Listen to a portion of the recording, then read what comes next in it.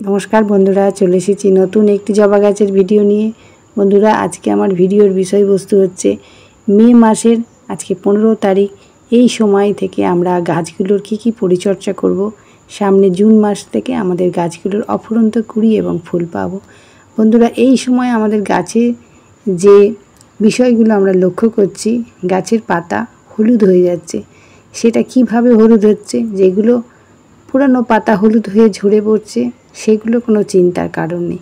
যেগুলো আমাদের নিচের পাতাগুলো সবুজ থাকছে, গাছের উপরের পাতাগুলো হলুদ হয়ে যাচ্ছে, সেটার কারণ হচ্ছে গাছে ম্যাগনেসিয়ামের অভাব। এবং এই যে গরম, এই গরমের যে তাপমাত্রাটা এখন 35 ডিগ্রি তাপমাত্রার ঊর্ধ্বে থাকছে, সেখান থেকে এই সমস্ত গাছগুলো আমরা জানি শীতের সময় যেমন ঠিক থাকে, তার কারণ হচ্ছে তাপমাত্রা তখন আমাদের খুবই কম থাকে। এই সমস্ত গাছ যতদিন 25 ডিগ্রি তাপমাত্রা থাকবে, গাছগুলো কিন্তু আমাদের স্বাভাবিক থাকে। যখনই ঠিক তাপমাত্রাটা বাড়তে শুরু করবে, বন্ধুরা লক্ষ্য করে দেখবেন গাছের পাতাগুলো যেমন হলুদ হয়ে যাচ্ছে, তার সাথে ছোট্ট ছোট্ট যে কুঁড়িগুলো আসছে সেগুলোও ঝরে পড়ে যাচ্ছে।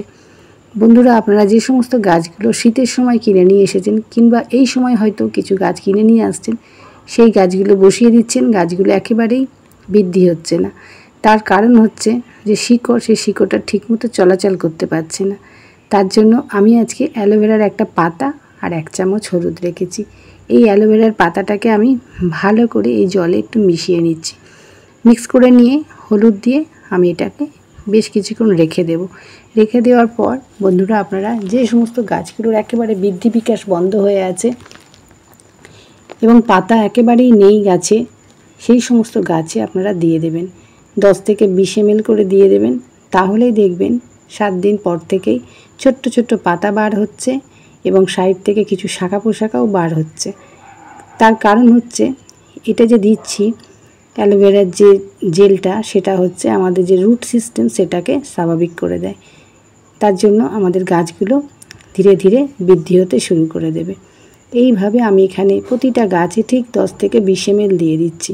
এইভাবে বন্ধুরা, আপনারা যে গাছগুলো আপনারা একেবারে বৃদ্ধি বিকাশ বন্ধ হয়ে আছে, সেই সমস্ত গাছে এইভাবে একটু দিয়ে দেবেন।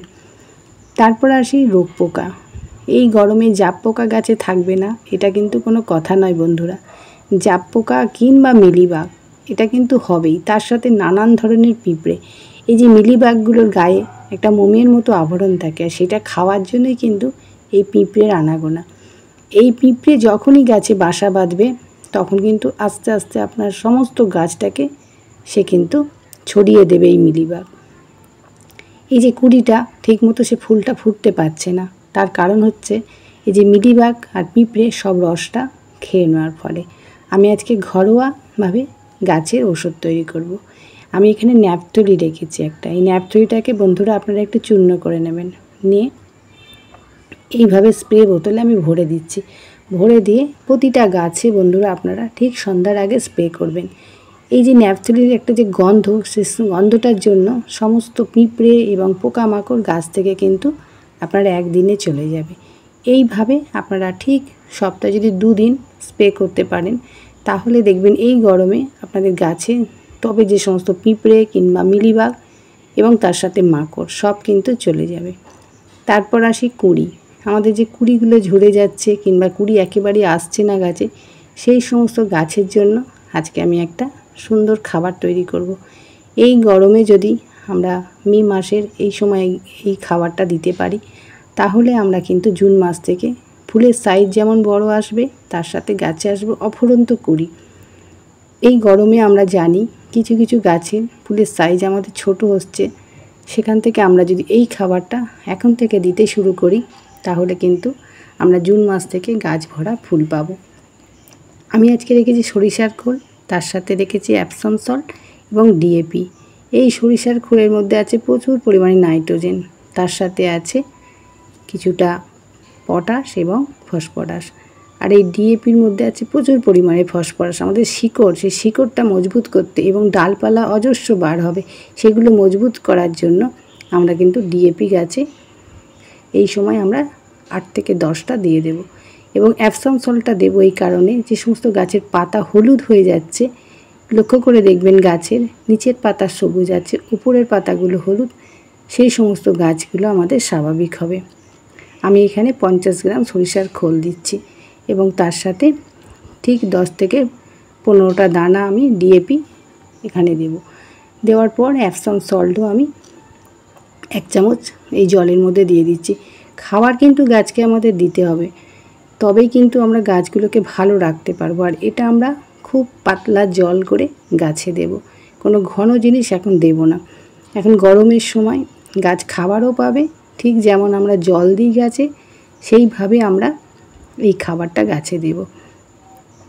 আমি 3 দিন ভিজিয়ে রেখেছি। ভিজিয়ে রাখার পর এখানে বালতিতে 10 লিটার জল নিয়েছি। সেই জলে এই দ্রবণটা দেওয়ারও কিন্তু একটা ভাগ আছে বন্ধুরা। আমি এখানে 500 করে 1 লিটার নিচ্ছি, নিয়ে এই জলের সাথে 10 লিটার জলের সাথে মিশিয়ে নেবেন। মিশিয়ে নিয়ে ঠিক যেমন আমরা জল দিই ঠিক পাতলা জল, এই জলটা আমরা গাছে ঠিক সন্ধ্যার আগে দিয়ে দেবো। প্রতিটা গাছে যদি ছোট ছোট গাছ হয় তাহলে ঠিক এই গ্লাসের মেপে 1 গ্লাস করে দিয়ে দেবেন। আর যদি বড় গাছ হয় আর বড় টব হয় তাহলে 2 গ্লাস করে দিয়ে দেবেন। তাহলে জুন মাস থেকে দেখবেন গাছে যে কুড়িগুলো আসবে সেই গাছের কুড়ি আর আপনার পড়ে যাবে না।